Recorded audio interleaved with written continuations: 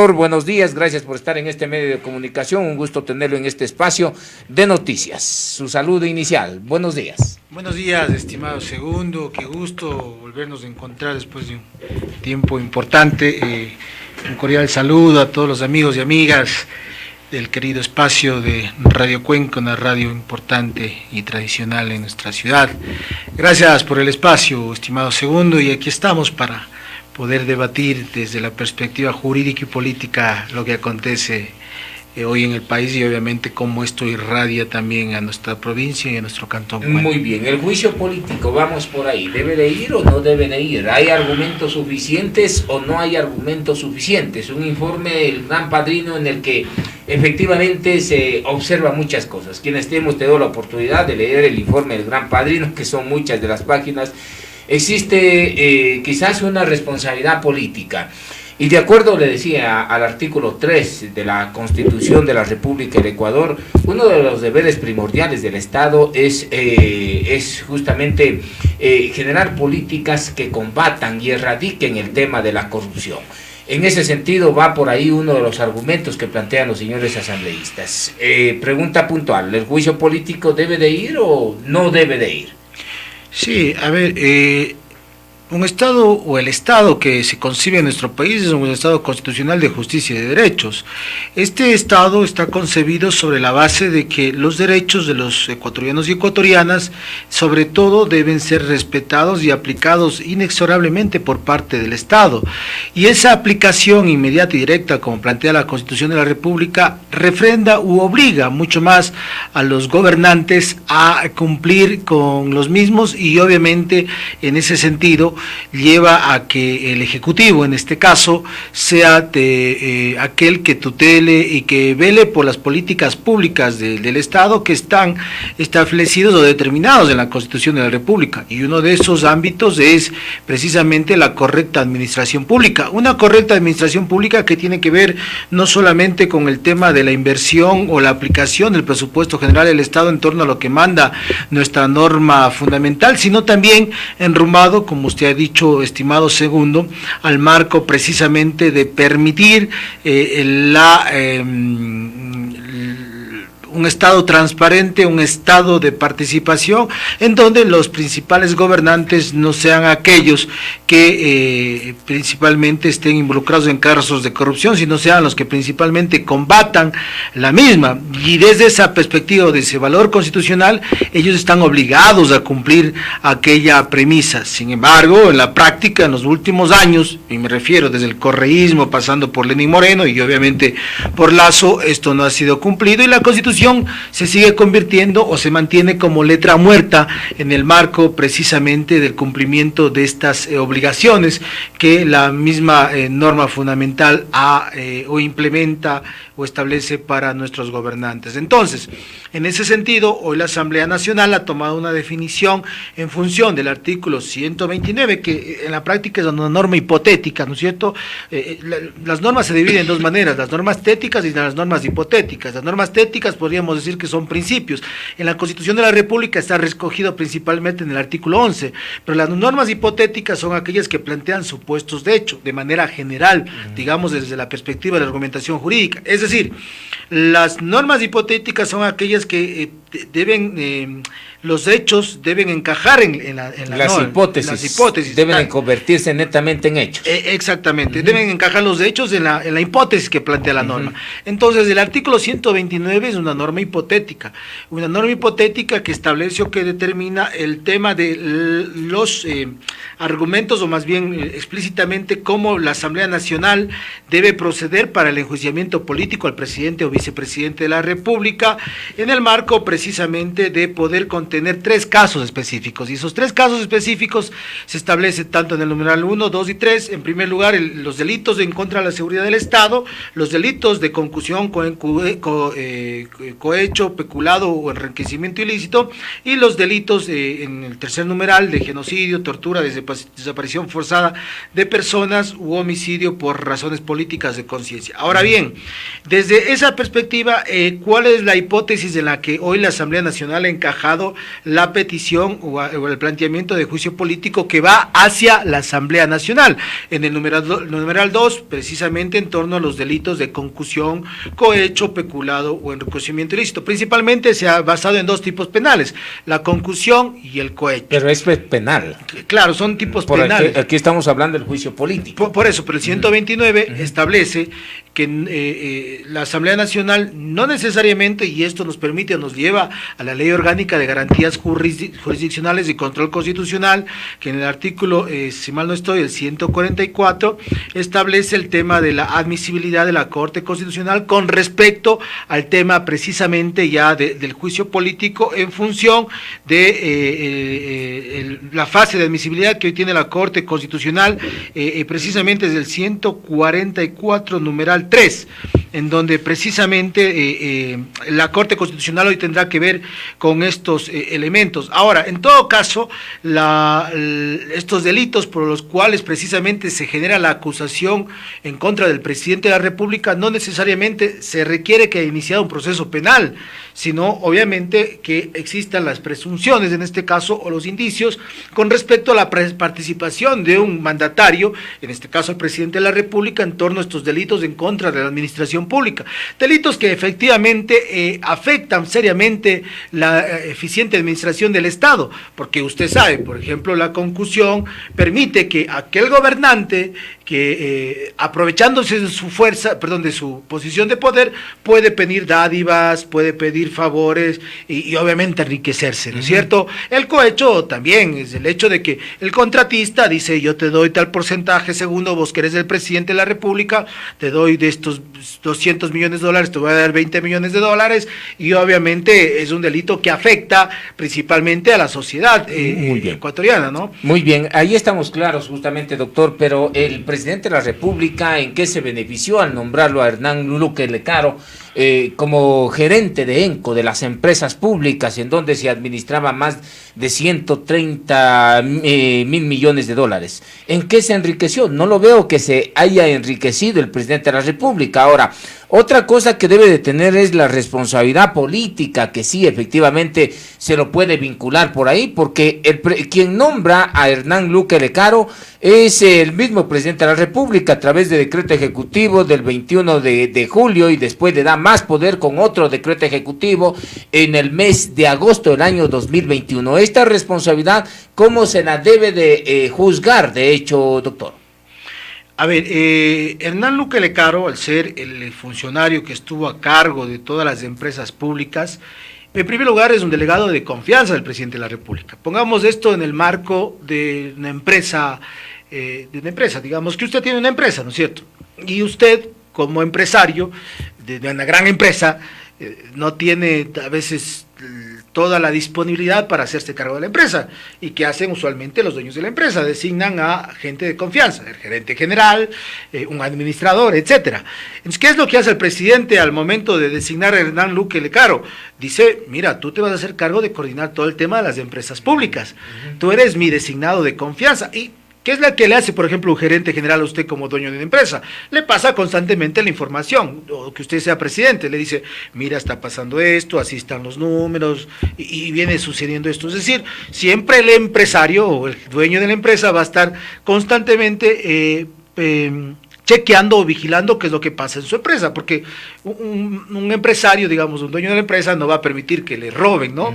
Y en este caso, o en esta analogía, el presidente de la República lo que tiene que hacer, o hace, obviamente, es cuidar los intereses del Estado a través de vigilar permanentemente aquello, porque la designación de estas personas de confianza precisamente le llevan a que el gobierno nacional tenga que, o el presidente en este caso, tenga que hacer esa vigilancia permanente, porque también la Constitución le obliga, desde la perspectiva que usted planteaba al inicio de su alocución, ¿no es cierto?, a que no exista casos de corrupción, y para que no exista corrupción, usted tiene que someter a sus funcionarios a un tamiz permanente para saber qué es lo que hacen y qué es lo que no están haciendo. Entonces, en función de aquello, el presidente de la República está claro que sabía, que conocía, que lo conocía él, pero no conocía los hechos. Entonces, ¿por qué pegarle el peso de que tiene Hernán Luque al señor presidente de la República?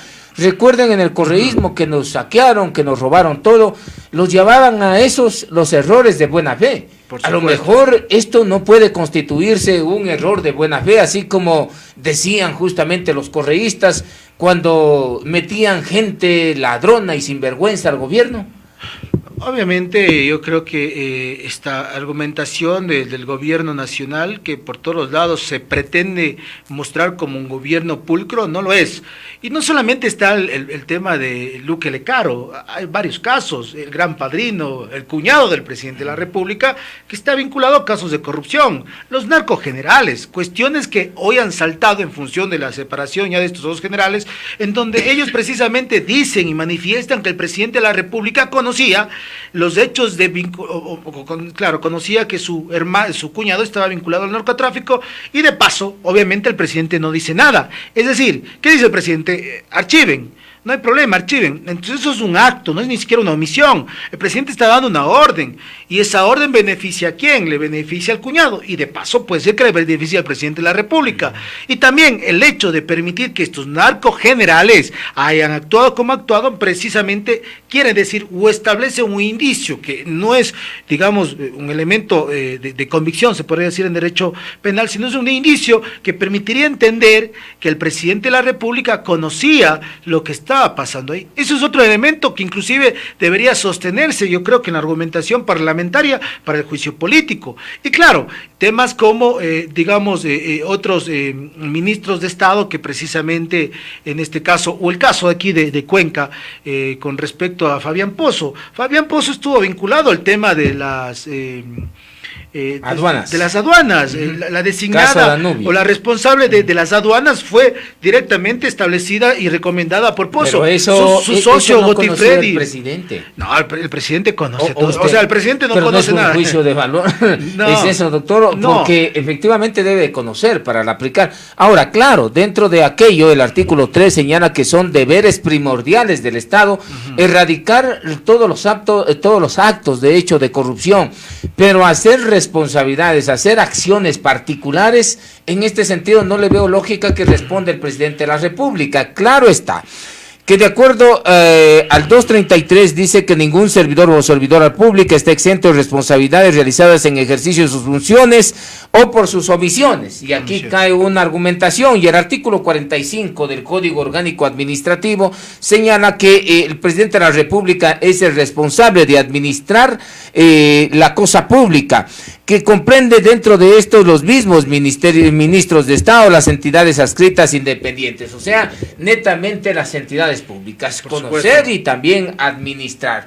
Ahora, insisto nuevamente en esto, ¿por qué descargamos todo el peso al señor presidente de la República por actos hechos por personas netamente individuales? Conocemos a las personas, pero no conocemos a las acciones. No, yo creo que en este caso no son netamente individuales, sino son funcionarios de entera confianza del presidente de la República, en donde él tuvo la capacidad o efectivamente tuvo la obligación de dar a conocer a la ciudad, o de pedir cuentas permanentemente a estos funcionarios, cuestión que efectivamente no se hizo, partiendo desde toda perspectiva. Partamos de una cuestión. Recuerde usted que el presidente de la República dijo inclusive que él no sabía lo que estaba haciendo Hernán Luque Lecaro y varios funcionarios, inclusive en momentos metió la mano en el fuego y dijo que es una persecución, pero luego cuando estalló lo que sacó la posta, dijo, sí, voy y he pedido la renuncia y he pedido, ya cuando se escaparon, que les persigan para que les detengan. Pero en un inicio decía que no, que ellos no tenían nada que ver, sino que precisamente esto estaba orquestado por la oposición y por un periodismo que precisamente se ha vendido a la oposición para buscar dañar desestabilizar. Entonces, vea ese argumento que precisamente nace de ahí. Ahora bien, regresemos a la norma hipotética del 129. La norma hipotética del 129, precisamente en el primer inciso, después de los numerales, establece que para el inicio del juicio político no es necesario, en torno a iniciar, no es necesario un enjuiciamiento penal previo. Fíjese usted, entonces estamos debatiendo, en este caso, que el juicio político es muy distinto a un juicio penal. Entonces, solamente usted necesita como Asamblea Nacional tener tener elementos que hagan presumir la existencia de tipos penales, en este caso, que son taxativos en la norma, ¿no es cierto?, norma constitucional en el 129 numeral 2, que dice, tienen que inferirse que puedan haber existido delitos como el de concusión, cohecho, peculado o enriquecimiento ilícito para iniciar el enjuiciamiento político. Solo por suposiciones. Pero por supuesto, no, y es que es así, la norma es clara, la norma le dice en el inciso... O sea, si yo presumo es esto, ya, así como pero, la claro, asambleísta Veloz dice, hay que sacarlo por lo que no está bien de la cabeza al presidente. Entonces eso supone también, eso claro, es otro argumento, argumento que se ha planteado, pero hoy el argumento, como dice, es que la Constitución es clara, y como yo le dije anteriormente, esto es hipotético, usted tiene que encajar en lo que dice la norma constitucional. Si la norma constitucional, por ejemplo, no establece aquí el delito, digamos, contra la administración pública, que puede ser un delito, el delito de terrorismo, digamos, ya estamos poniendo aquí el de terrorismo, en contra de la integridad o la seguridad del Estado, si es que la Asamblea quiere seguirle al presidente por ese delito, ya no puede. ¿No es cierto? Ya no podría ser. O, por ejemplo, como estaba planteando inicialmente... Traición a la patria, 353 del Código no podría Penal. porque no encaja dentro de los supuestos de hecho. ¿Cuáles son los supuestos de hecho que pone como carga argumentativa la Asamblea Nacional? Todos estos temas que usted ha hablado, el gran encuentro, el gran padrino, etcétera, ¿no es cierto? León de Troya, si mal no estoy. Sí, ya. El caso León de Troya, que es el último. Entonces, todo eso, esa carga argumentativa se establece como indicios. Y claro, tiene una lógica, porque hasta que se determine la responsabilidad penal del funcionario, en este caso el presidente de la República, efectivamente puede pasar un buen tiempo. Y en este caso, el Estado ecuatoriano, es decir, nosotros como sociedad, perdemos en función de todo lo que está pasando. Y el juicio político, precisamente es aquel que permite debatir desde la perspectiva política los argumentos de que si el presidente de la República pudo haber conocido o no estos casos de corrupción vinculados a la concusión y al cohecho, en donde precisamente los funcionarios del gobierno, y en este caso puede ser también lo que se presume el gobierno, el presidente de la República, se han beneficiado, y eso precisamente permite o lleva a que la Corte Constitucional hoy, desde la perspectiva del artículo 144, numeral 3, y claro, en el marco también ya del artículo 48 de la Ley Orgánica de Garantías Jurisdiccionales, coja y establezca ya la posibilidad de determinar un dictamen de admisibilidad o no con respecto a la petición que ha hecho el CAL y la Asamblea Nacional a través de sus peticionarios para determinar si existe o no existe, digamos, todos los argumentos suficientes desde la perspectiva de forma para que la Asamblea Nacional discuta un juicio político. Muy bien, ahora se señala que los argumentos no están muy bien, y de hecho se cita el 281 y el 278, porque el COIP tuvo una reforma a la norma y están mal citados, o sea, se dieron cuenta. Hay una ignorancia, no sé, hay una ignorancia, de hecho, en materia de derecho, del desconocimiento de las leyes de quien plantea eso, o sea, mandar esto para que revise la Corte Constitucional con leyes que anteriormente estaban vigentes, pero que actualmente ya no lo están vigentes, podría provocar que se caiga el juicio político, que la Corte Constitucional no dé un informe de admisibilidad para que el presidente de la República sea sometido a juicio político, o eso no importa. No, en este caso usted me está hablando de los artículos que fueron reformados después del 2014, en el 2021, tanto del peculado como de la concusión. Yo creo que la Asamblea Nacional, desde varias perspectivas, desde los intereses del correísmo, de los socialcristianos, tratan de torpedear sobre todas las cosas el tema de este juicio político. Vamos, tal vez desde los intereses, o casi seguros, de los intereses del correísmo. ¿Qué es lo que pretende el correísmo? El correísmo pretende precisamente que se llame a nuevas elecciones. Y claro, como usted conoce, si es que Lasso se va, ascendería el vicepresidente, tal como plantea la norma constitucional, pero claro, el correísmo en este momento quiere sobre todas las cosas que caiga Lasso, entonces puede ser la muerte cruzada y de manera clara un llamado a nuevas elecciones. Tal vez los socialcristianos estén en esa línea, en los acuerdos que puede mantener con el correísmo. Entonces, en este sentido puede desverse a dos cosas. Uno, porque pecan de ingenuos y los asesores parlamentarios en el ámbito jurídico no son tan buenos, o dos, porque precisamente esto es mañosería para que el juicio político se caiga y claro, tomar... O sea, lo hicieron a propósito, usted me está diciendo. Es que en la política no hay casualidad, ¿no? No hay casualidades y quizás esto se esté haciendo de eso. No creo que sea tan torpe la unidad técnica jurídico-legislativa que haga este tipo de planteamientos con respecto a tipos penales en donde existen o ya fueron reformados y eso se conoce. Ahora bien, eso es un tema de fondo o de forma, es una cuestión que ha comenzado a debatirse. Yo considero que es un tema de forma, no es un tema de fondo, porque en este caso, usted conocerá, el juez conoce el derecho, un elemento que es conocido en el ámbito doctrinario como el principio de iura nubit curia, un elemento que viene desde muchos años con un aforismo desde la época romana, pero en este caso, precisamente usted al juez le entrega los hechos, en este caso constitucional, y el juez suple en función de aquello con el derecho, siempre y cuando efectivamente esté aquí. Ahora bien, el tipo penal o los tipos penales de concusión y cohecho han desaparecido del Código Orgánico Integral Penal. No han desaparecido, se mantienen. Entonces, ese error de derecho puede ser suplido por la Corte Constitucional y en este caso por los jueces constitucionales. Porque claro, la Constitución de la República del Ecuador también establece que la omisión de meras formalidades por la omisión de meras formalidades no se sacrificará la justicia.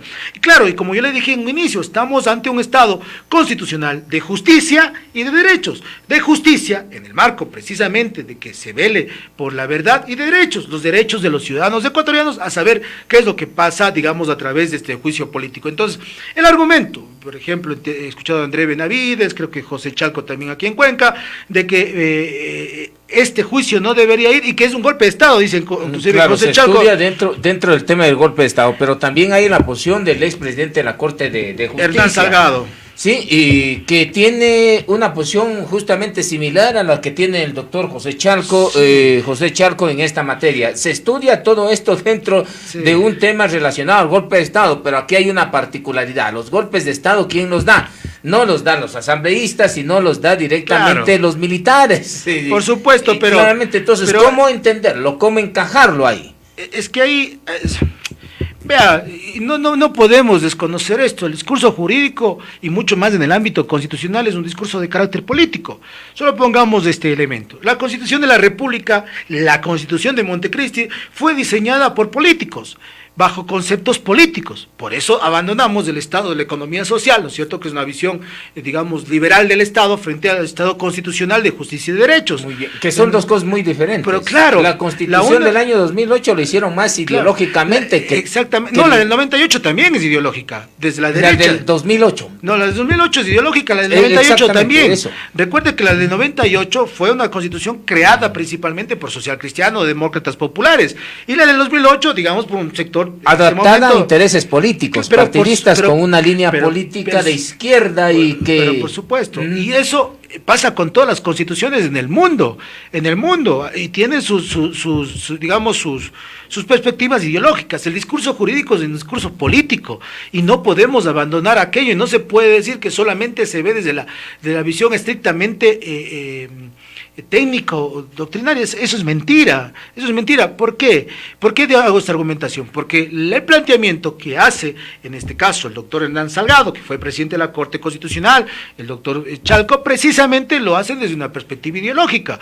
El doctor Salgado es un positivista a momentos excluyente, a momentos incluyente, que claro, ha sostenido y ha defendido su posición, o ha tenido una posición desde la perspectiva conservadora, y está bien.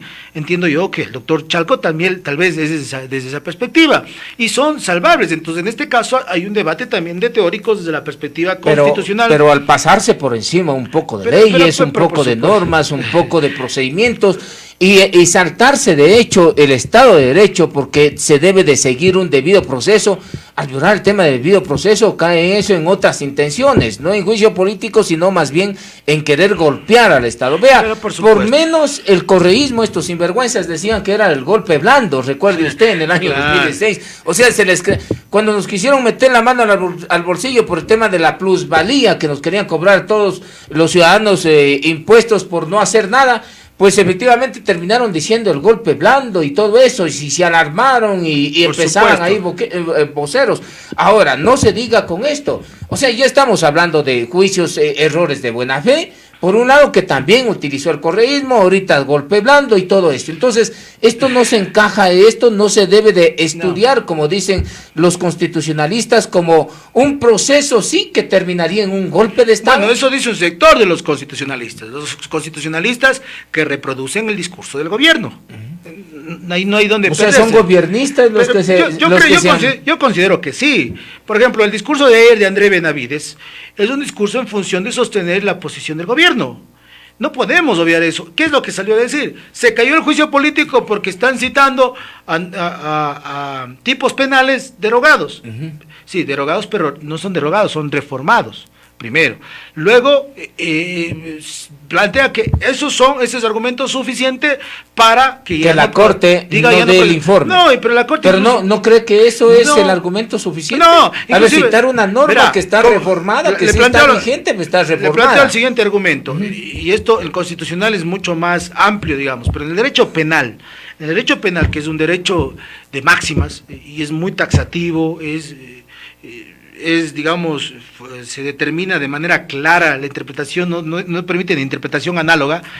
Por ejemplo, si hoy a Segundo le están procesando por un delito, digamos, de tráfico de sustancias, ¿sí? De tráfico de sustancias, a usted le pueden decir que es por mediana escala. Ya, entonces están procesando por tráfico de sustancias de mediana escala y todo eso. Usted siempre se va a defender sobre aquello, pero lo fundamental para el juez es que le muestren en los hechos que hay mediana escala. Si en los hechos el fiscal le presenta que hay mínima escala, precisamente lo que el juez tendrá que hacer es absolver, porque dirá yo no puedo, el juez no tendrá que absolver, sino el juez lo que va a decir, yo cambio el tipo penal de mediana a mínima escala. Tal cual, porque el juez en los hechos, si es que inicialmente usted siempre le acusaron sobre el peso de, digamos, de 5... más alto y después terminan generando con argumentos... No, Fiscalía siempre le acusó a usted por 5 gramos, digamos, ya, y es mínima escala, pero el fiscal se equivocó y le puso por mediana escala.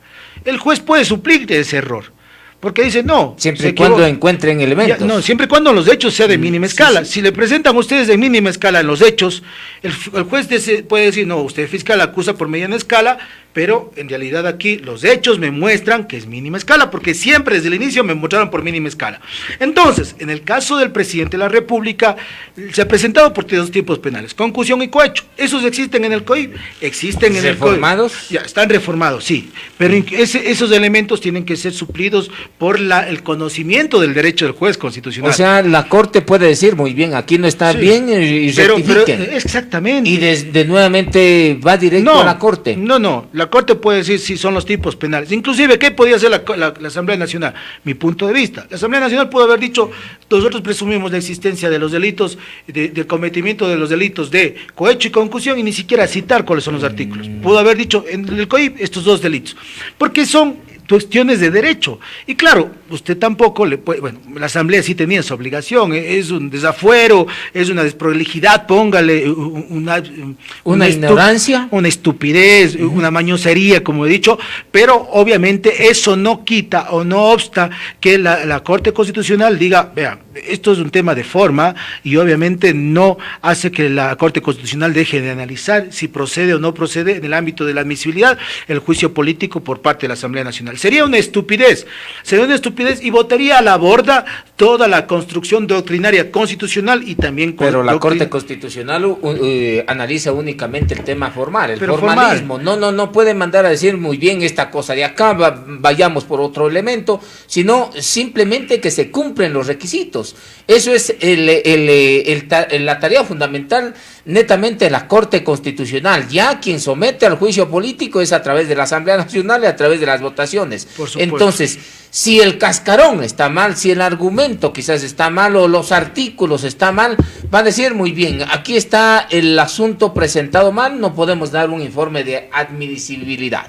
Sí, la Corte Constitucional, tal como determina el artículo 148, establece que, más bien, ¿cuál es el procedimiento? Usted conoce más que yo también, usted es un conocedor del derecho. Un poquito. No, siempre le he visto bien en ese sentido. En primer lugar, lo que procede en estos días, precisamente, es que se recibe la solicitud por parte de la Asamblea Nacional, la Corte Constitucional recibe aquello, se procede sortear un juez ponente, va a haber uno de los 9 jueces que tiene la Corte Constitucional, será el que haga la ponencia, ¿no es cierto? Ahí mismo se recibe con la documentación pertinente. El juez ponente tiene el plazo, no término, tiene el plazo de 3 días para presentar, presentar el proyecto en el plazo de 3 días al Pleno de la Corte Constitucional. Entonces, él verificará 3 elementos. Primero, si la solicitud ha sido propuesta de conformidad a la Constitución, 129, numeral 2, ¿no es cierto? Se ha cumplido el procedimiento para el tema que sí lo está cumplido. Que se lo ha cumplido. Luego, si en la solicitud se singulariza la infracción, no dice, inclusive tiene que ser el tipo penal. Exacto, esto puede ser suplido. La infracción que se le imputa, y si por la tipificación jurídica que se hace se hace en la solicitud, ella cabe en el tipo de infracciones previstas en el 129, ¿no es cierto? Y luego, en consecuencia, si procede o no iniciar el juicio político. Es eso, ¿no es cierto? La Corte Constitucional no verifica el tema de fondo, solo verifica los requisitos, nada más. Primer requisito, está conforme a la Constitución. Segundo, si la infracción que se imputa está dentro del hecho, conclusión del hecho. Tal lo que hablábamos, ¿no es cierto? Son los hechos, por esto, porque se aprovechó de su puesto. No de los artículos, no revises si que son o no son reformados. Supuesto, claro, o sea, entonces vamos a tener un informe de admisibilidad de la Corte Constitucional, o no vamos a tener, creo usted, un informe de admisibilidad. Yo considero que sí, pero también depende del interés político que haya también dentro de la Corte Constitucional, y así ha sido. Bueno, el interés político ahí está bastante interesante. ¿Quiénes son los jueces? ¿De qué línea política Pero por responden? supuesto, y es así. Vea usted, la Corte anterior, que tenía, yo creo que una línea más progresista en el tema, o más garantista en derechos, obviamente sacó sentencias interesantes. Esta Corte, digamos que tiene un talante un poco, creo yo, menos de avanzada en algunas cuestiones, también ha sacado posiciones, digamos, no tan interesantes en algunas cuestiones, y puede ser que al interior del gobierno, al interior de la Corte Constitucional, también jueguen intereses de carácter político. Van a jugar, obviamente. ¿Por qué? Porque los jueces también son seres humanos que piensan y tienen o asumen posiciones ideológicas que se reflejan en sus sentencias. Claro, tienen que estar enrumbadas en lo que plantea la norma constitucional. Sin embargo, obviamente, la argumentación jurídica, como usted conoce, es una argumentación que puede interpretarse de distintas formas y mucho más en el ámbito constitucional.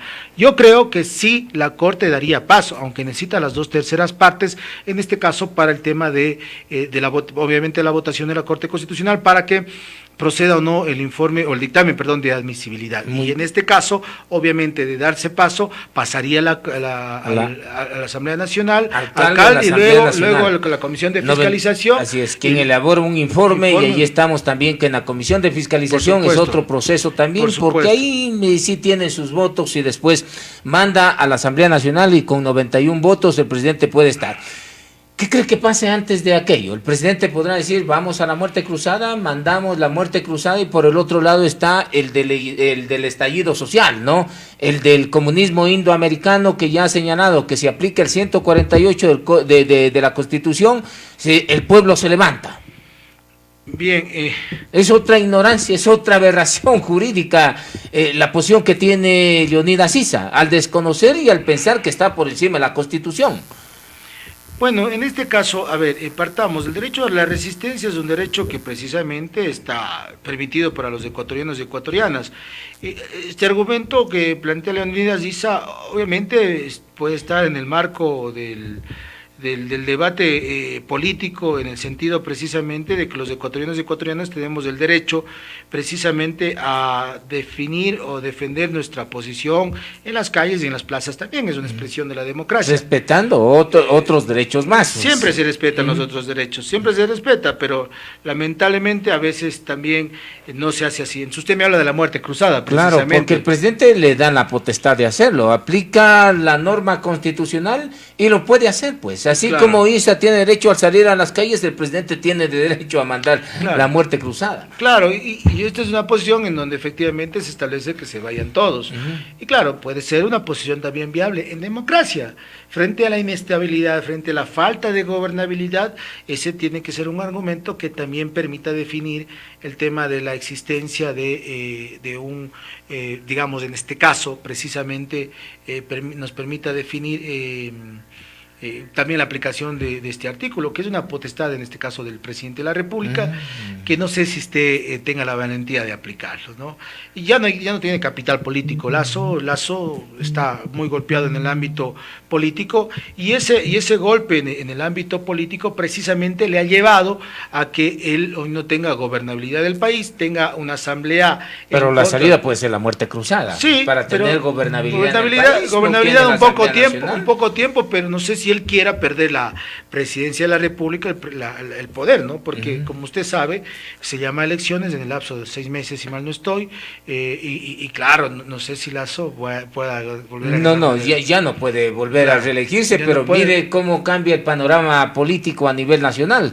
Claro. Con una oposición bastante fuerte dentro de la Asamblea Nacional, ahora dentro de las autoridades locales, con el correísmo y Pachacuti, que también coqueteaba con el correísmo a nivel nacional. ¿No? Claro, un sector de Pachacuti, y esto termina generándole más caos al país. Y mientras tanto, los otros indicadores, estamos a 2.000 puntos de riesgo país. Sí, precisamente la situación del país no es nada ventajosa, y ahí nos quieren vender que tenemos un país distinto y mejorado desde la perspectiva de la inversión social. El ministro, bueno, el señor Bernal, que funge como ministro. Es ministro, ¿por qué dice que funge Bernal? En la práctica, ¿no? Las cosas se ven en la práctica. Entonces, es ministro de título, pero no sí, pero en la práctica, y que ha dicho que está cambiando el tema de la desnutrición infantil. Ya se va a someter a juicio político. Sí, se ha planteado eso, pero en la práctica, ¿qué ha hecho? Solamente usted que es un periodista que camina a diario en las calles y que sabe la realidad del país, usted sabe claramente que lo que él argumenta no se ve en la realidad. Yo discrepo bastantísimo con el señor Bernal, mucho más después de lo que hizo. Los niños desnutridos, la desnutrición en el país no ha desaparecido. La situación en el ámbito de la educación pública está cada vez peor. La salud es un tema que es deplorable. La gente se muere a las puertas de los hospitales, sigue sin haber medicina. Bastante complicado de entonces, todo eso, la libertad de expresión. Doctor, ¿qué es lo que le queda al presidente de la República? Al fin y al cabo, está con una espada de Damocles ahí, viéndose y viniendo, ¿no? Si aplica la 1, también le sale Leonidas Issa. No, la muerte cruzada, el 148, pero también está al borde de poder someterse a juicio político y chao, presidente de la República. ¿Cuál es la salida legal? ¿Existe algún tipo de salida legal o no puede existir algún tipo de salida legal? Bueno, la primera salida es que se someta al juicio político y que ahí gane. Que gane, y que con sus elementos de descargo la Asamblea Nacional no tenga la posibilidad de enjuiciarle, tiene que enfrentarse. Pero yo creo que las pruebas van a ser tan fuertes que van a determinar la salida de Lasso, ¿no? Yo creo que cada vez tiene menos posibilidades en el ámbito constitucional. ¿No hay ninguna salida legal que usted señale? Ahorita está en manos de la Corte Constitucional, ¿no es cierto? Y como le dije, ahí también se van a jugar intereses de carácter político. Puede ser que la Corte diga no es admisible y se queda hasta ahí. Y entonces ya la Asamblea no puede proceder con la... Ya queda archivado. Quedaría archivado y, claro, puede activarse luego la muerte cruzada, que es una potestad presidencial, ¿no? Como usted conoce. Entonces, en este caso, lo que le quedaría al presidente de la República, me parece que es... yo creo que renunciar, muy desde la perspectiva ya social, desde lo que quiere el pueblo. Por ejemplo, ayer salió este informe de CLIC, ¿no? CLIC es una encuestadora, y ya lo vamos a estar analizando, el informe CLIC que lo tenemos. Una encuestadora que es muy cercana al gobierno nacional, en donde dice que supuestamente más del, creo que es el 60%, creo que estoy mal, pero bueno, 30 y pico % de los ecuatorianos no quieren que se vaya... que el presidente de la República termine su periodo, pero eso no se ve en las calles, eso no se ve en la realidad por parte de la realidad diaria. La gente quiere que se vaya a Lasso, y eso está claro, y yo creo que la mejor manera de que se vaya a Lasso es sometido... Pero el correísmo le interesa más. No, porque el correísmo lo que le interesa, creo yo, es esta llamada muerte cruzada que permita llamar a nuevas elecciones. porque la muerte cruzada permite que se llame elecciones, mientras que el juicio político no permite aquello, porque el juicio político permite la asunción de la presidencia. Mire lo que dice CLIC, ante la situación actual que es lo mejor para el país, que el presidente Guillermo Lasso cumpla su periodo, 38.69%. Ya. Que cumpla, pero su periodo, o sea, para el cual fue electo el presidente Lasso. Que se vaya, creo que es del 15%, si no estoy mal. O sea, para mi punto de vista está muy sesgada esa encuesta. Bueno, doctor. Gracias a usted por estar en este medio de comunicación, aportándonos siempre al debate público y también permitir orientar la opinión pública a través de estos espacios que preparemos para el mandante. Para mí ha sido un honor, Segundito, un fuerte abrazo para todos y todas y gracias por la invitación, esperemos que haber contribuido de alguna manera al debate.